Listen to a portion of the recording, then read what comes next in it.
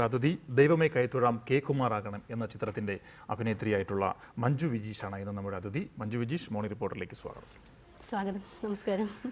കുഞ്ഞനന്ദൻ്റെ കടന്ന സിനിമയിലൂടെയാണ് താങ്കൾ സിനിമയിലേക്ക് കടന്നു വരുന്നത്. തുടർന്ന് 10ഓളം മലയാള സിനിമകളിൽ, അതിനുശേഷം സീരിയൽ രംഗത്തെല്ലാം വളരെ ശ്രദ്ധേയമായിട്ടുള്ള ഒരു പ്രകടനം കാഴ്ചവെച്ച ഇപ്പോൾ ദൈവമേ കൈത്തൊഴാം എന്ന സലീം കുമാർ ഏട്ടൻ്റെ പുതിയ ചിത്രത്തിൽ എത്തി നിൽക്കുന്നു. എങ്ങനെ കാണുന്നു ഈ ഒരു കാലഘട്ടത്തെ? ശരിക്കും സന്തോഷം തോന്നുന്നു. ഞാൻ ഒട്ടും പ്രതീക്ഷിക്കാതെയാണ് ഈ ഒരു സിനിമയിൽ എനിക്ക് അവസരം കിട്ടിയത്. സലീമേട്ടൻ പേര് പോലെ തന്നെ വളരെയേറെ പ്രത്യേകതയുള്ള ഒരു ചിത്രം കൂടിയാണ് ഈ ചിത്രം. അതിൽ ദൈവം ഭൂമിയിലേക്ക് കടന്നു വരുന്നു, തുടർന്ന് നടക്കുന്ന കുറേ സംഭവ വികാസങ്ങളാണ് പശ്ചാത്തലം. ചിത്രത്തെക്കുറിച്ച് പറയുമ്പോൾ മഞ്ജുവിന് എന്താണ് കൂടുതലായിട്ടും പറയുവാനുള്ളത്? ഇപ്പോഴുള്ള ചിത്രങ്ങളെല്ലാം തന്നെ എന്തെങ്കിലുമൊക്കെ മെസ്സേജുകൾ നൽകുന്ന ചിത്രങ്ങളാണ്. ഈ ചിത്രം എന്തെങ്കിലും മെസ്സേജ് നൽകുന്നുണ്ടോ അത്തരത്തിൽ? ശരിക്കും ഒരു പുരുഷൻ സ്ത്രീ എങ്ങനെ സ്ത്രീകളുടെ ഒരിത് എങ്ങനെ മെയിൻറ്റെയിൻ ചെയ്യും എന്നുള്ളൊരു സംഭവങ്ങളൊക്കെയാണ്. സലീമേട്ടൻ നല്ല ഒരു കോമഡി ടച്ച് രീതിയിൽ തന്നെയാണ് ഈ സിനിമ ചെയ്തിരിക്കുന്നത്. ആദ്യത്തെ 2 സലീമേട്ടൻ ഡയറക്റ്റ് ചെയ്ത സിനിമകളൊക്കെ അവാർഡ് ടൈപ്പ് മൂവിയായിരുന്നു. ഇത് ശരിക്കും പറഞ്ഞു കഴിഞ്ഞാൽ അതിൽ പറഞ്ഞിരിക്കുന്ന പോലെ 3F തന്നെയാണ്. ഫൺ, ഫാൻറ്റസി, ഫാമിലി എൻ്റർടൈൻമെൻറ്റ് തന്നെയാണ്.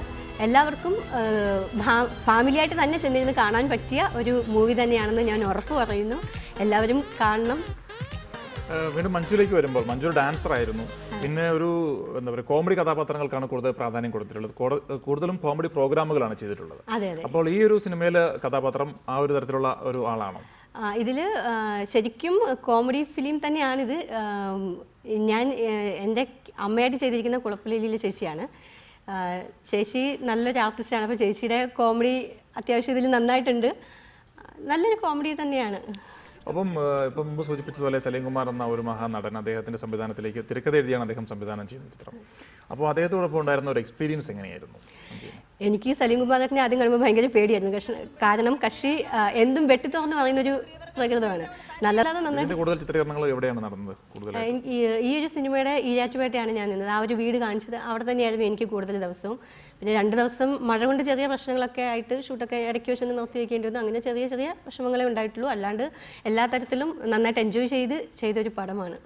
ചിത്രത്തിന് ഗാനങ്ങളിലേക്ക് വരുമ്പോഴത്തേനും ഒരുപാട് പ്രത്യേകതയുണ്ട്. കാവ്യമാധവൻ വീണ്ടും മലയാള സിനിമയിലേക്ക് തിരിച്ചു വരുന്ന ഒരു സാഹചര്യം. അഭിനേത്രിയായിട്ടല്ല, ഒരു ഗായികയായിട്ട് തിരിച്ചു വരുന്നു. ഈ ചിത്രത്തിന്റെ തുടക്കത്തിലെ തന്നെ ഒരു സോങ് ആണ് അവർ പാടിയിട്ടുള്ളത്. ആ എക്സ്പീരിയൻസ് ഒക്കെ എങ്ങനെയായിരുന്നു? എനിക്കിതിൽ വളരെ നല്ലൊരു ഗാനമായിരുന്നു.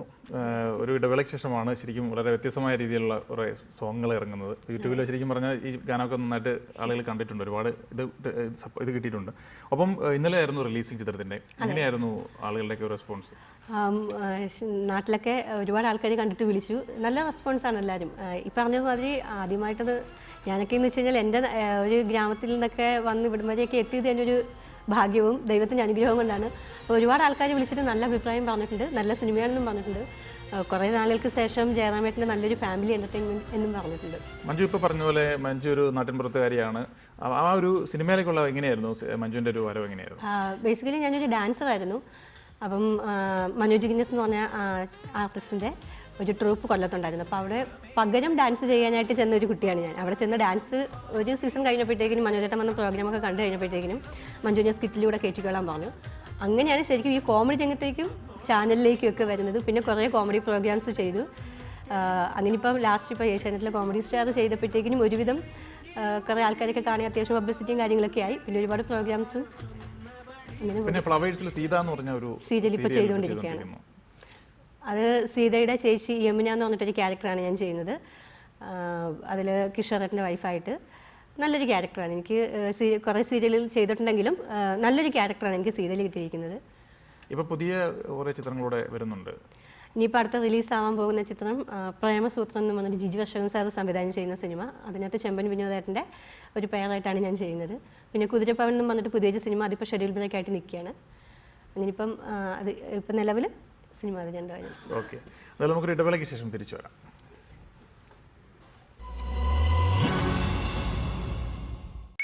ഇത് ഇവനുള്ള എന്റെ ഹെൽത്തി കോമ്പിനേഷൻ.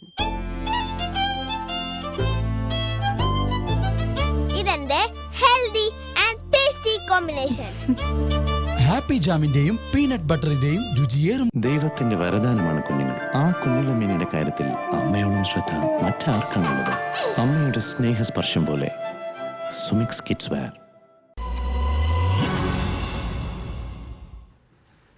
വീണ്ടും ചിത്രത്തിന്റെ വിശേഷങ്ങളിലേക്ക് വരുമ്പോൾ ദൈവമേ കൈതൊഴാം കെ കുമാർ ആകണേ എന്ന് ഉള്ള പേരാണ് ശരിക്കും. അങ്ങനെ ആ ഒരു വ്യത്യസ്തമായ പേരിലോട്ടൊക്കെ വന്നത് എങ്ങനെയാണ്? അതിനെക്കുറിച്ചിട്ടൊക്കെ സലീം കുമാറായിട്ട് സംസാരിച്ചിരുന്നു. അതിനെക്കുറിച്ച് അത്ര വിശദമായിട്ട് സലീം കുമാരേട്ടൻ എനിക്കതിനെക്കുറിച്ച് അറിയില്ല. എന്നാലും ദൈവം ശരിക്കും നാട്ടിൽ വരുന്നതും ജയറാമേട്ടൻ്റെ വീട്ടിൽ വരുന്നതും, ജയറാമേട്ടൻ്റെ പേര് കൃഷ്ണകുമാർ എന്നാണ്, കെ കൃഷ്ണകുമാർ. അപ്പം അതാണ് കെ കുമാർ ആകണം എന്ന് പറഞ്ഞിരിക്കുന്നത്. അപ്പം ദൈവം നാട്ടിലേക്ക് ഇറങ്ങി വന്നിട്ട് ഉള്ള ഞാൻ മുമ്പ് സൂചിപ്പിച്ചതുപോലെ ഒരു ഇതിലൂടെയാണ് കഥ കടന്നു പോകുന്നത്. ശരിക്കും ദൈവം മനുഷ്യനെ എന്താ പറയുക നല്ല വഴിയിലൂടെ നടത്താനായിട്ട് ആഗ്രഹിക്കുന്ന രീതിയിലുള്ള കുറേ സംഭവങ്ങളാണ് അതിലൂടെ ഉൾപ്പെടുത്തിയിരിക്കുന്നത്. ദൈവം ജയറാമേട്ടൻ്റെ വീട്ടിൽ വന്നു കഴിഞ്ഞിട്ട് ഞങ്ങൾ കുറേ പേര്, എൻ്റെ അമ്മയെന്ന് വെച്ച് കഴിഞ്ഞാൽ എനിക്ക് ചൊവ്വാദോഷം മൂലം കല്യാണം നടക്കുന്നില്ല എന്ന് വന്നിട്ട് ദൈവത്തിൻ്റെ അടുത്ത് അർച്ചനയ്ക്ക് 10 രൂപ ഇങ്ങനെ കൈക്കൂലിയൊക്കെ കൊടുത്ത് അർച്ചന നടത്തുകയും, അപ്പോൾ ദൈവം എന്നോട് ഇത്രയും വിവരവും വിദ്യാഭ്യാസമൊക്കെ ഉള്ള ലോകത്ത് ഇപ്പോൾ ആൾക്കാർ ചൊവ്വയിൽ പോയി കല്ലെടുത്തുകൊണ്ട് വന്ന് അതിനകത്ത് തുണി അലക്കുന്നുണ്ട്, എന്നിട്ടും നീ ഇതൊക്കെ വിശ്വസിക്കുന്നുണ്ടോ വെണ്ണ എന്നൊക്കെ ചോദിച്ചിട്ട് പറയുന്ന ഒരു ക്യാരക്ടറാണ്. ശരിക്കും നല്ല വശവും ചീത്ത വശവും ഒക്കെ കാണിക്കുന്നുണ്ട്. സിനിമയുടെ മറ്റ് വിശേഷങ്ങളിലേക്ക് പറയുമ്പോൾ ഇപ്പം ലൊക്കേഷൻ സൂചിപ്പിച്ചതുപോലെ ഇരാറ്റുപേട്ട ലൊക്കേഷനിലൊക്കെ തന്നെയായിരുന്നു ചിത്രം. അപ്പം ശരിക്കും ഒരു ഗ്രാമീണ പശ്ചാത്തലം തന്നെ അല്ലേ? നയപുരം എന്ന് പറഞ്ഞ ഗ്രാമത്തെ ശരിക്കും അക്ഷരാർത്ഥത്തിൽ അവതരിപ്പിക്കുകയാണ് ചിത്രത്തിലൂടെ. ഓക്കെ, ജയറാമേട്ടൻ ഒരു ഇടവേളയ്ക്ക് ശേഷമാണ് വീണ്ടും ഈ ഒരു വേഷങ്ങളിലേക്ക് തിരിച്ചു വരുന്നത് അല്ലേ? കാരണം വ്യത്യസ്തമായ ചില വേഷങ്ങൾ ചെയ്തു, അതിനുശേഷം വെറുതെ അല്ല ഭാര്യ അടക്കമുള്ള വേഷങ്ങൾ, ആ ഒരു രീതിയിലുള്ള ഒരു ക്യാരക്ടർ തന്നെയാണോ ഇതിലും വരുന്നത് അദ്ദേഹത്തിൻ്റെ? ഇത് ശരിക്കും ഒരു കുടുംബ പ്രേക്ഷകർക്ക് ഇഷ്ടപ്പെടുന്ന ഒരു സിനിമയാണ്. അത് ശരിക്കും ജയറാമേട്ടൻ്റെ ആ പണ്ടത്തെ കുറേ നല്ല ഹിറ്റ് സിനിമകളുടെ അതേ ഒരു ലെവലിൽ തന്നെയാണ് ഇത് വന്നിരിക്കുന്നത്. ഓക്കെ, വീണ്ടും മഞ്ജുലേക്ക് വരുമ്പോൾ മഞ്ജു ഇപ്പോൾ പുതിയ ഒരു സിനിമയിലൂടെ കമ്മിറ്റ് ചെയ്ത് നിൽക്കുകയാണെന്ന് പറഞ്ഞു. അപ്പം മഞ്ജുവിന് ശരിക്കും പറഞ്ഞിട്ടുണ്ടെങ്കിൽ ഇൻഡസ്ട്രിയിൽ എങ്ങനെ മുമ്പോട്ട് പോകാനാണ് ആഗ്രഹിക്കുന്നത്? ഈ ഫാമിലി ഫുൾ സപ്പോർട്ടാണ്. ഹസ്ബൻഡ് വിജീഷ് ഇൻഫോ പാർക്കിലാണ് വർക്ക് ചെയ്യുന്നത്. ഫുൾ സപ്പോർട്ടാണ്. ഡാൻസൊക്കെ ഇടയ്ക്ക് വെച്ച് ഞാൻ നിർത്തിയായിരുന്നു. ആളെപ്പോഴും ഇങ്ങനെ ഇങ്ങനെ പറഞ്ഞുകൊണ്ടിരിക്കും ഡാൻസ് പ്രാക്ടീസ് ചെയ്യുന്നു. ഇപ്പോൾ വീണ്ടും തുടങ്ങി. ഇന്നിപ്പോൾ പ്രോഗ്രാം ഉണ്ട് എനിക്ക് ആറന്മുള അമ്പലത്തിൽ. അപ്പം വീട്ടിൽ നല്ല സപ്പോർട്ടാണ്, എൻ്റെ കുടുംബത്തിലാണെങ്കിലും നല്ല സപ്പോർട്ടാണ്. അതുകൊണ്ട് മുന്നോട്ട് പോകാൻ തന്നെയാണ് തീരുമാനം. സ്കൂൾ തലങ്ങളിലൊക്കെ എന്തെങ്കിലുമൊക്കെ മത്സരങ്ങളൊക്കെ പങ്കെടുത്ത സമ്മാനങ്ങളൊക്കെ നേരിട്ടുള്ള ആളാണോ? ഡാൻസ് ഒക്കെ ചെയ്യുമായിരുന്നു സ്കൂൾ തലങ്ങളിൽ. അപ്പം ഈ സിനിമയിലേക്ക് വരുമ്പോൾ മുമ്പ് പറഞ്ഞതുപോലെ ഒരാളെ കണ്ടുമുട്ടുന്നു, അങ്ങനെ അതിലേക്ക് വരുന്നു എന്ന് പറയുമ്പോൾ ശരിക്കും ഇങ്ങനെ ഒരു മേഖലയിലേക്ക് എത്തിച്ചേരുമെന്ന് ആഗ്രഹിച്ചിരുന്നു? ആഗ്രഹം ഉണ്ടായിരുന്നു.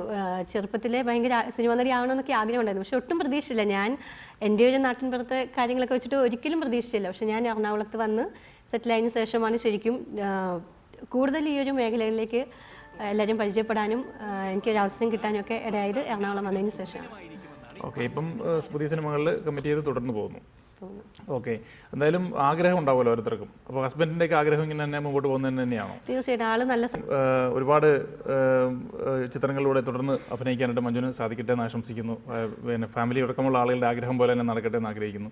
ഒപ്പം ഈ ചിത്രം ഒരു വൻ വിജയമായി തീരട്ടെ എന്ന് ആശംസിക്കുന്നു. കാരണം ഇന്നലെയാണ് റിലീസിങ് ചെയ്തിട്ടുള്ളത്. അതിനുശേഷം ഈ പറഞ്ഞ പോലെ സമൂഹ മാധ്യമങ്ങളടക്കം ഒരുപാട് ചിത്രത്തെക്കുറിച്ചിട്ട് നല്ല പോസിറ്റീവായിട്ടുള്ള അഭിപ്രായങ്ങളാണ് വരുന്നത്. കാരണം ആക്ഷേപഹാസ്യ ചിത്രങ്ങൾ എന്ന് പറഞ്ഞാൽ കഴിഞ്ഞ കുറേ മാസങ്ങളായിട്ട് വന്ന ചിത്രങ്ങളിൽ നിന്നെല്ലാം വളരെ വ്യത്യസ്തമായിക്കൊണ്ട് കുടുംബ സദസ്സുകൾക്ക് നന്നായിട്ട് ചിരിച്ച് കാണാൻ പറ്റുന്ന ഒരു ചിത്രമായിട്ട് തന്നെയാണ് ഇതിനെ കാണുന്നുള്ളൊരു എന്താ പറയുക ആളുകളുടെ അഭിപ്രായമാണ് കൂടുതലായിട്ടും വരുന്നത്. എന്തായാലും ചിത്രത്തെക്കുറിച്ചിട്ട് അവസാനമായിട്ട് മഞ്ജു എന്താണ് പ്രേക്ഷകരോട് പറയാനുള്ളത്? എല്ലാവരും പ്രതീക്ഷിക്കുന്ന പോലെ വളരെ നല്ലൊരു സിനിമയാണ്. എല്ലാവരും കാണണം, തിയേറ്ററിൽ തന്നെ പോയി കാണണം, അനുഗ്രഹിക്കണം. എല്ലാവരും ഈ സിനിമ ഒരു വമ്പൻ വിജയമാക്കി തീർക്കണമെന്ന് എല്ലാവരോടും അപേക്ഷിക്കുന്നു. എന്തായാലും മോർണിംഗ് റിപ്പോർട്ടിൽ നമ്മുടെ അതിഥിയായി എത്തിയതിനും നന്ദി അറിയിക്കുന്നു മഞ്ജു. Thank you.